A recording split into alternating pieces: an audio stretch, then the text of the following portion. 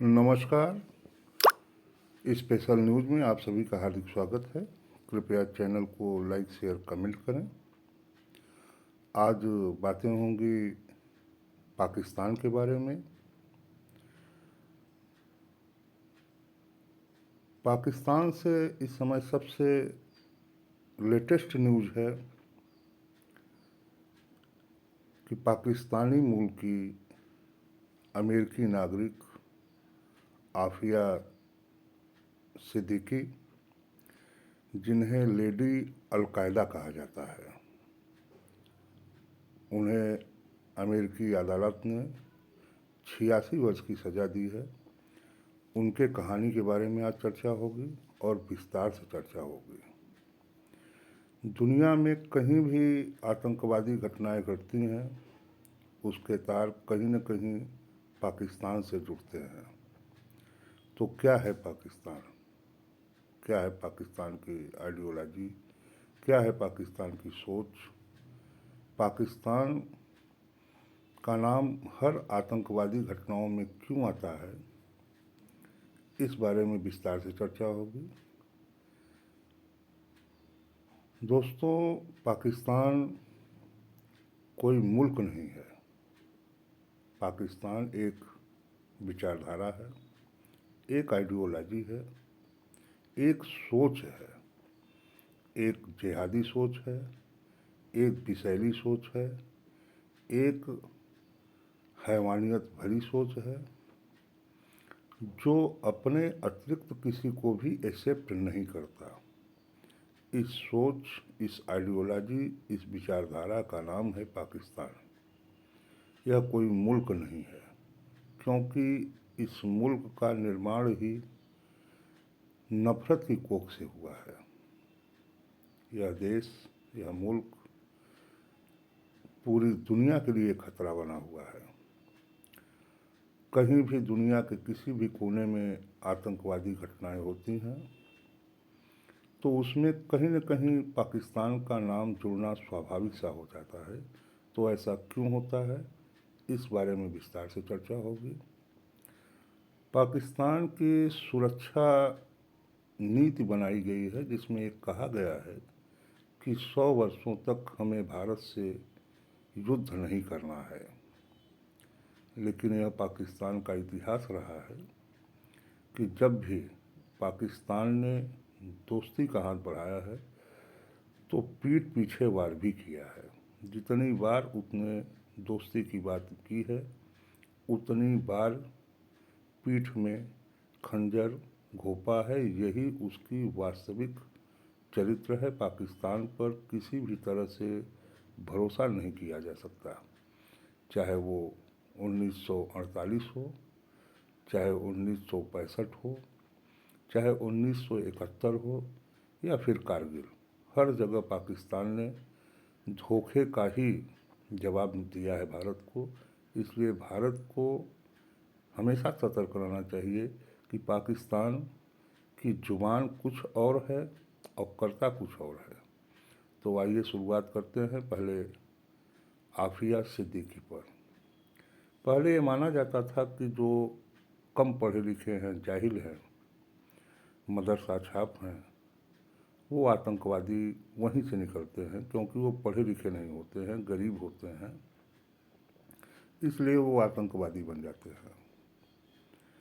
लेकिन जिस lady al Qaeda का नाम आज आपके सामने विस्तार से बताया जाएगा, वह कोई सामान्य महिला नहीं है। वह एक उच्च शिक्षित, पढ़ी लिखी साइंसिस्ट, एक वैज्ञानिक, न्यूरो साइंसिस्ट हैं। वो ऐसा जहीन मस्तिष्क, ऐसा जहीन व्यक्तित्व यदि नकारात्मक होता है तो वो कहाँ तक जाता है, इसका नमूना यदि आपको देखना है तो इस कहानी में आपको मिलेगा। आफिया सिद्दीकी पाकिस्तानी मूल की हैं, अमेरिकी नागरिक है। इन्हें अफ़गानिस्तान के गजनी से गिरफ्तार किया गया है। इनको उपाधि मिली है लेडी अलकायदा, और उच्च शिक्षित हैं, बहुत ही पढ़ी लिखी हैं, साइंसिस्ट हैं, न्यूरो साइंसिस्ट हैं। यदि इनका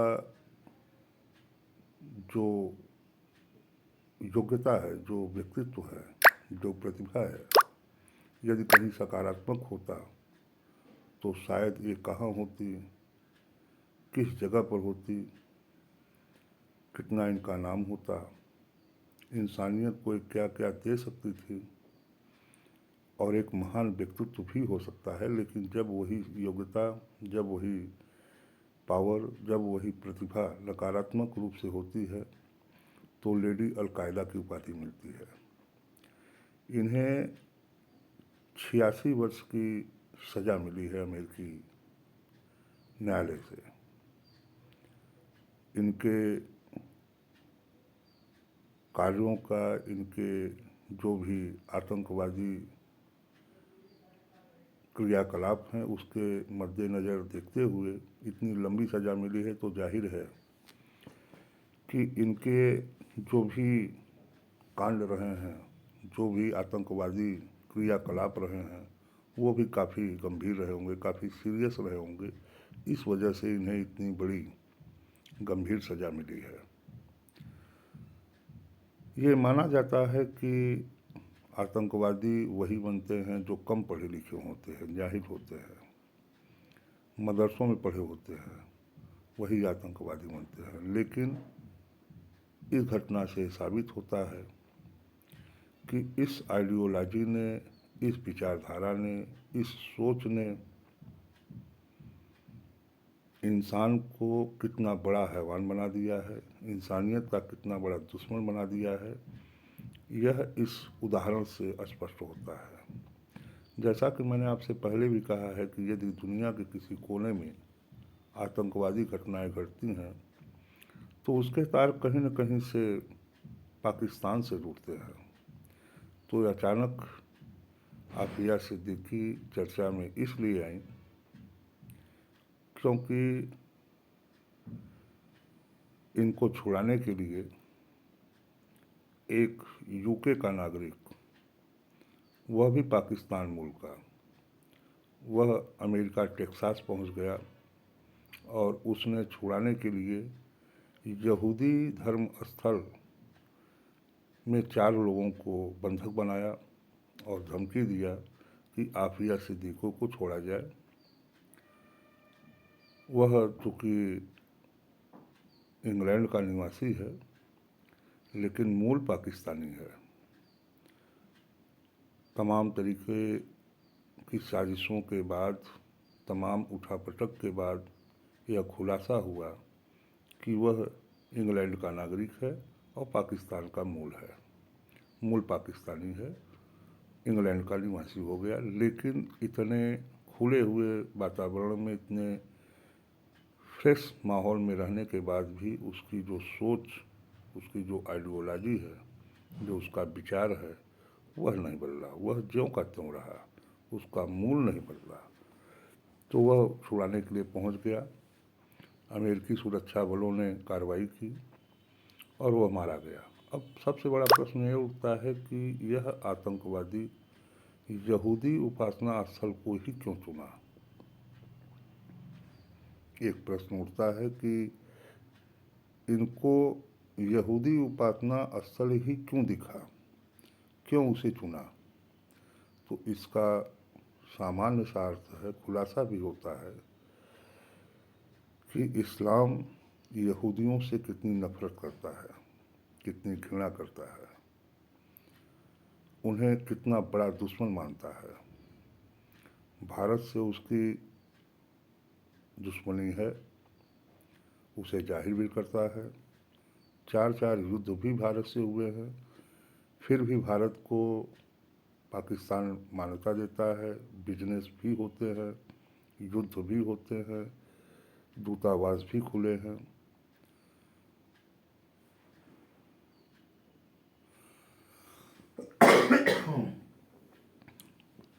सब कुछ हो रहा है, उसके बाद भी मान्यता देता है।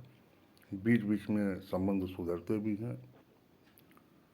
लेकिन इजराइल को पाकिस्तान मान्यता नहीं देता। इजराइल को आज तक उसने मान्यता नहीं दिया।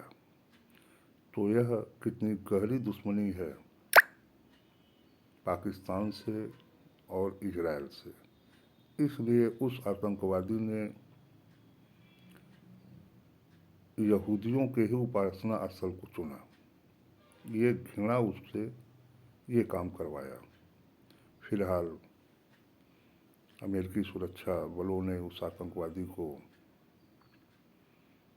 गिरफ्तार जो है उसका कांड का समापन हुआ, लेकिन आफिया सिद्दीकी चर्चा में आ गई। आफिया सिद्दीकी के अलकायदा के बड़े गहरे संबंध हैं। अलकायदा से जो भी साजिशें हुई हैं, जो भी आतंकवादी घटनाएं हुई हैं, उसमें आफिया सिद्दीकी का सीधा सीधा संबंध रहा है। इनकी शादी भी एक आतंकवादी से हुई, एक अमेरिकन नागरिक, लेकिन पकड़ी कहाँ गई? अफगानिस्तान में। तो जाहिर है कि इनकी जो आतंकवादी घटनाएं हैं वो काफ़ी खतरनाक रही होंगी। इसके लिए अमेरिकी अदालत ने इन्हें 86 वर्ष की सज़ा दी है और बीच बीच में इनको छुड़ाने की कोशिश भी की जाती रही है। अब ये तो हो गया आफिया सिद्दीकी की कहानी। अब आइए पाकिस्तान। पाकिस्तान जैसा देश, जो उसकी एक और भी बेटी है जिसे नोबेल पुरस्कार मिला है, उसे पाकिस्तानी नेशन डाटर नहीं मानते, लेकिन आफिया सिद्दीकी को नेशन डाटर माना जाता है। और बीच बीच में पाकिस्तानी सरकार, पाकिस्तानी नेता अपने भाषणों में, अपने तकरीरों में मांग करते हैं कि आफिया सिद्दीकी को छोड़ा जाए। जो भी आतंकवादी संगठन है वो भी मांग करते हैं कि आफिया सिद्दीकी को छोड़ा जाए। तो ऐसा कौन सा कारण है, ऐसा कौन सा रीजन है कि सरकार से लेकर, राजनीतिक नेताओं से लेकर के, पाकिस्तानी जनता से लेकर के आतंक संगठन भी आफिया सिद्दीकी को छोड़ने की मांग करते हैं? तो जाहिर है यह बहुत ही महत्वपूर्ण व्यक्तित्व है जिसको पाकिस्तान के साथ साथ पाकिस्तानी आतंकवादियों को भी आफिया सिद्दीकी की ज़रूरत है। और इससे साबित होता है कि पाकिस्तान की सोच, पाकिस्तान की विचारधारा, पाकिस्तान की आइडियोलॉजी कितनी खतरनाक, कितनी जहरीली और कितनी विषैली है। इसके जो भी कांड होते हैं वो विश्व विख्यात होते हैं। दुनिया में कोई भी आतंकवादी घटनाएं घटती हैं, पाकिस्तान वहाँ जुड़ जाता है। तो ये पाकिस्तान की जहरीली सोच, यह पाकिस्तान की विषैली सोच, यह आइडियोलॉजी इस दुनिया के लिए, इंसानियत के लिए, मानवता के लिए बहुत ही खतरनाक है। जबकि पाकिस्तान की इकोनॉमिक स्थिति, आर्थिक स्थिति बद से बदतर हो रही है। वहाँ की आम पब्लिक भूखों मर रही है, महंगाई चरम पर है। वहाँ के बड़बोले पाकिस्तानी प्रधानमंत्री कुछ ऐसा बोल देते हैं जो पूरी दुनिया के साथ साथ वहाँ की जनता भी उन्हें पसंद नहीं करती, उल्टे सीधे उन्हें बोलती है। फिर भी पाकिस्तानी प्रधानमंत्री अपनी हंसी उड़वाने में बाज नहीं आते। उन्होंने बयान दिया कि पाकिस्तान की आर्थिक स्थिति भारत से बेहतर स्थिति है। इस बयान की भी खूब हंसी उड़ाई गई, लोगों ने मजाक उड़ाया और फिर इस पर भी 2-3 दिन तक चर्चा का बाजार गर्म रहा। विभिन्न चैनलों पर विभिन्न समाचार मीडिया संस्थानों पर इसकी चर्चा हुई और खूब हंसी उड़ाई गई। इधर इन्होंने फिर एक बयान दिया कि 100 वर्ष तक पाकिस्तान भारत से युद्ध नहीं करेगा। अब 100 वर्ष की बात तो अलग है। इस बयान की पाकिस्तानी पत्रकार भी हंसी उड़ाते हैं। वो मानते हैं कि अगर 10-20 साल भी पाकिस्तान और भारत के संबंध सुधर जाएं, तो हो सकता है कि पाकिस्तान की आर्थिक स्थिति अच्छी हो जाए, लेकिन फिलहाल पाकिस्तान अपनी आदतों से, अपनी कुआदतों से, अपने नकारात्मक विचारधारा से आज इस स्थिति पर पहुंचा है। क्योंकि जो उसका मिशन है, जो उसका उद्देश्य है, जो उसका लक्ष्य है, जो उसके जन्म का कारण है, वो है विषैली सोच। और पाकिस्तान कोई मुल्क नहीं है, वह एक आइडियोलॉजी है, एक सोच है, एक विचारधारा है।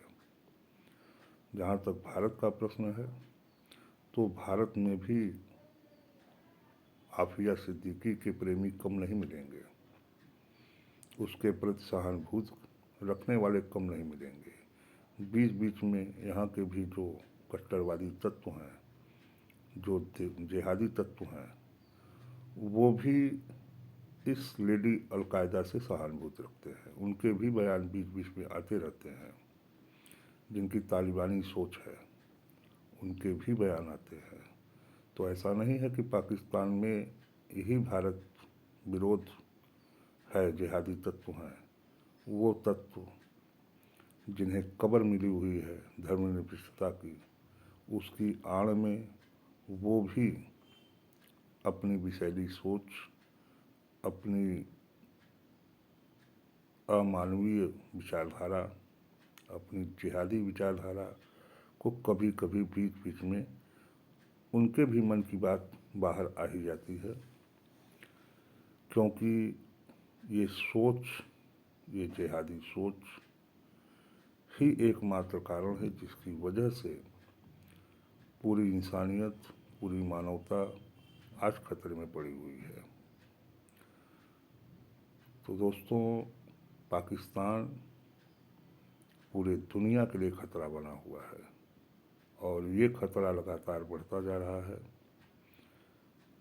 इस सोच से, इस विचारधारा से जब तक पाकिस्तान अपने आप को मुक्त नहीं करेगा, तो न तो पाकिस्तान की स्थिति सुधरेगी। क्योंकि जिस तरह से पाकिस्तान के शासकों ने शासन करने का एक फार्मूला निकाला,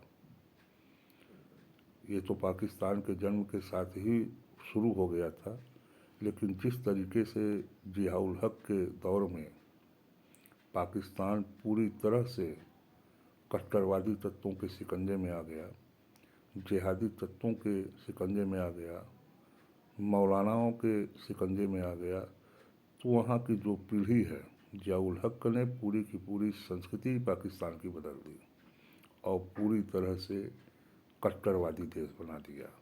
तो वर्तमान में जो पीढ़ी है, उस पीढ़ी के अंतर्गत, उन नागरिकों के अंतर्गत इतना जहर भर दिया गया है, इतना उन्हें जिहादी बना दिया गया है, उन्हें इतना कट्टरवादी बना दिया गया है कि जो भी गैर मुस्लिम हैं उनको मारो, काटो, उनको कन्वर्जन करो, उन्हें धर्मांतरित करो, उन्हें आग में जला दो, उनको मारने से जन्नत मिलेगी, उनको कन्वर्जन करने से जन्नत मिल जाएगी। तो जन्नत पाने का जो आसान तरीका है और जन्नत की जो खूबसूरत मैजिक भरा जो वर्णन है कि जन्नत में क्या मिलेगा, जो 72-73 हूरें मिलेंगी, उनकी लालच में ये जाहिल, ये विषाक्त विचारधारा,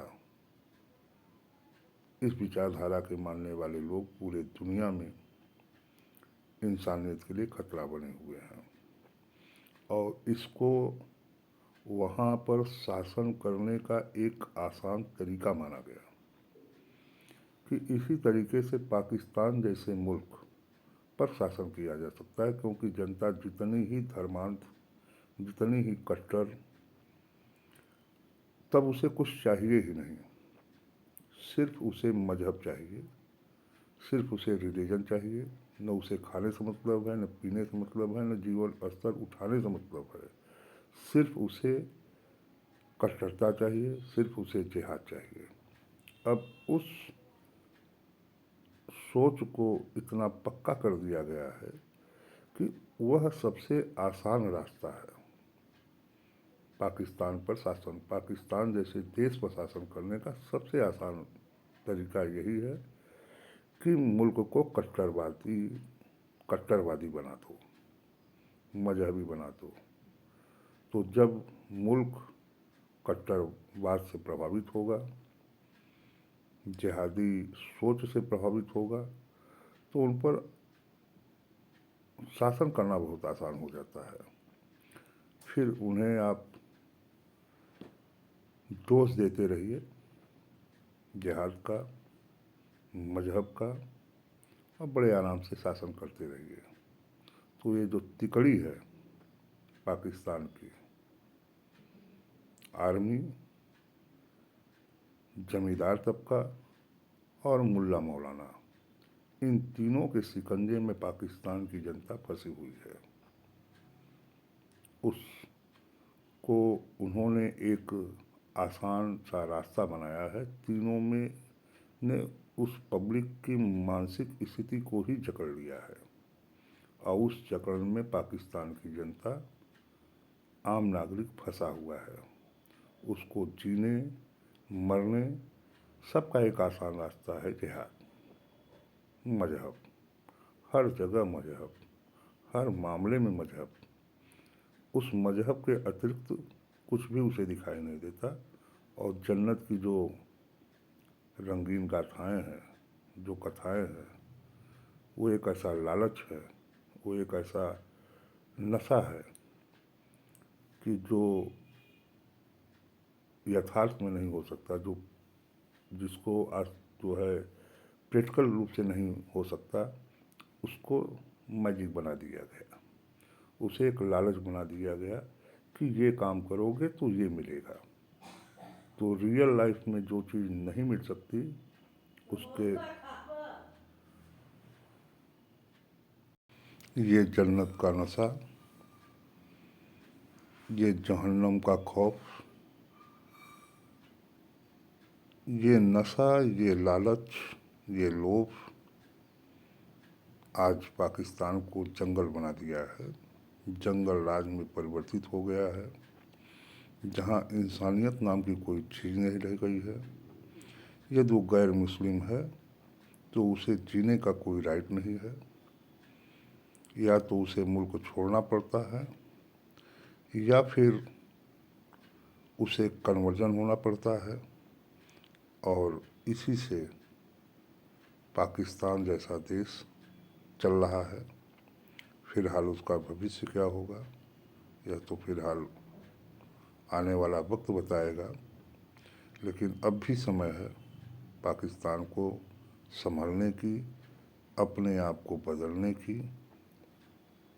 अब भी समय है। बेहतर यही होगा कि पाकिस्तान बदल जाए। इसी में पूरे दुनिया की भलाई है, उसकी भी भलाई है।